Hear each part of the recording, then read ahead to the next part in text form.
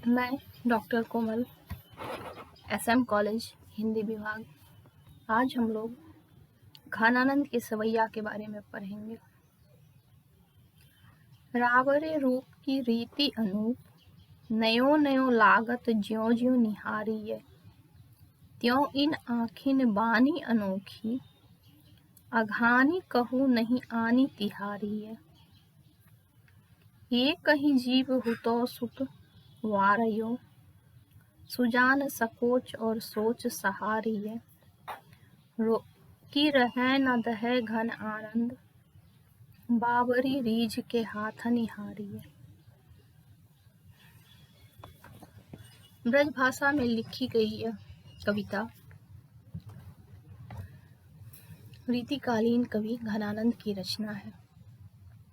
इन पंक्तियों के द्वारा रीति मुक्त कवि घनानंद कृष्ण के अनुपम सौंदर्य और कृष्ण के सौंदर्य में आसक्त स्वयं की व्यवस्था का वर्णन कर रहे हैं।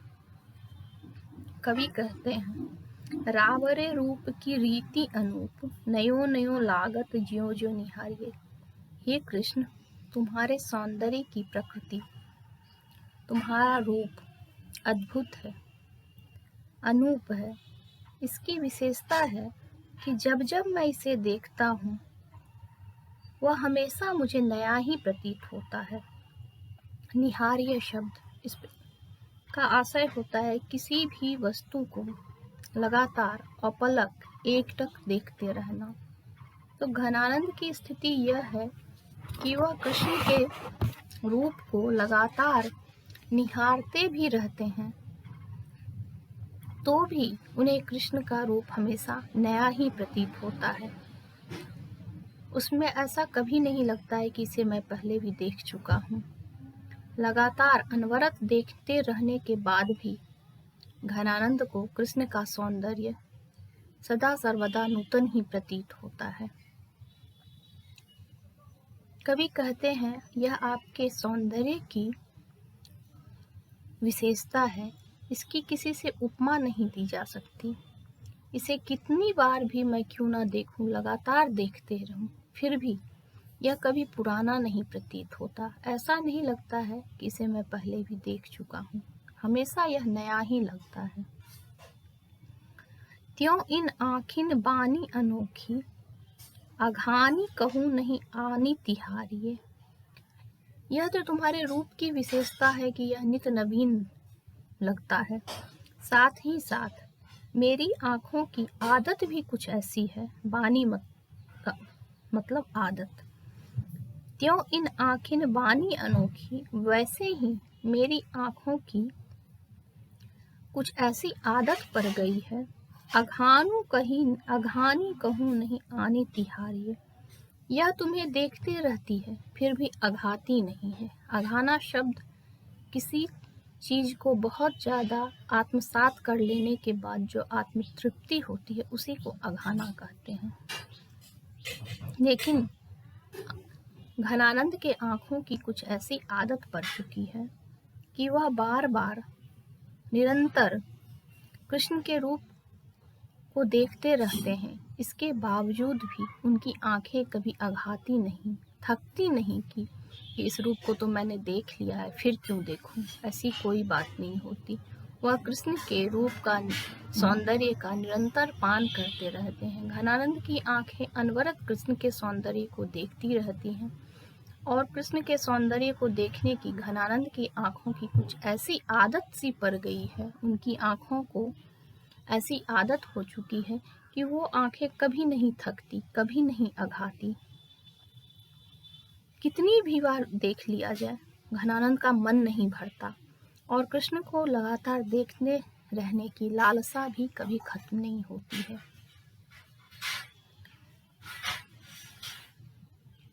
एक ही जीव हुतो सुत वारियो, सुजान सकोच और सोच सहारिये। घनानंद कवि कहते हैं, एक ही जीव हुतो सुत वारियो।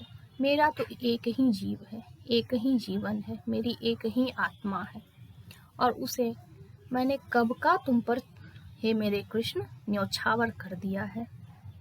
मेरी तो एक ही आत्मा थी, उसे मैंने कब का तुम्हारे रूप पे, सौंदर्य पे, अपने प्रेम पर न्योछावर कर दिया है, और अब मेरे पास ऐसा कुछ भी नहीं बचा है जिसे मैं तुम्हारे प्रेम पर दे सकूं। इसलिए हे सुजान, सुजान का कृष्ण का ही पर्याय माना गया है। सुजान घनानंद की प्रेमिका थी और समय के साथ उनका प्रेम, सुजान प्रेम कृष्ण प्रेम में बदल गया।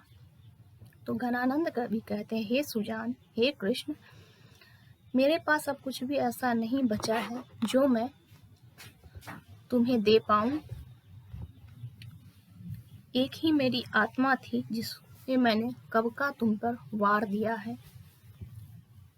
इसलिए अब मुझे संकोच होता है और मैं सोच में पड़ गया हूँ कि तुम्हारे प्रेम या तुम्हारे सौंदर्य के बदले तुम्हें मैं क्या दूं।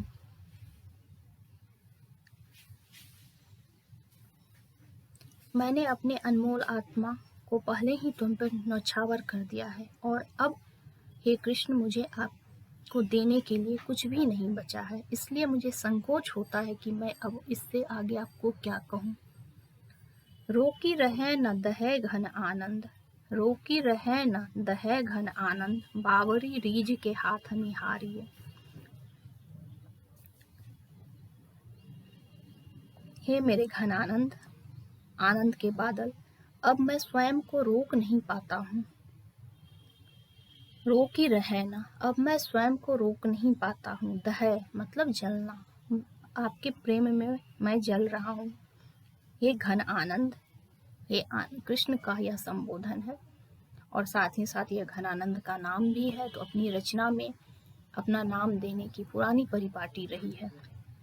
तो घन आनंद कहते, हे आनंद के घन, हे घन आनंद, मैं स्वयं को रोक नहीं पा रहा हूँ, मैं बावरा हो गया हूँ। बावरा मतलब जब अपने मन पर अपना वश नहीं चलता।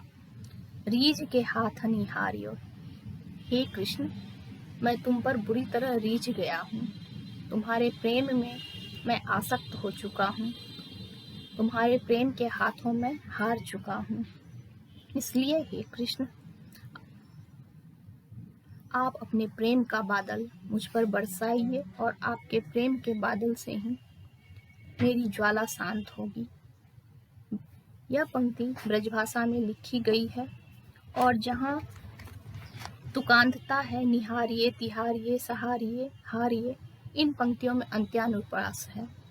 साथ ही घनानंद, सुजान, इन दोनों शब्दों में श्लेष अलंकार का प्रयोग किया गया है।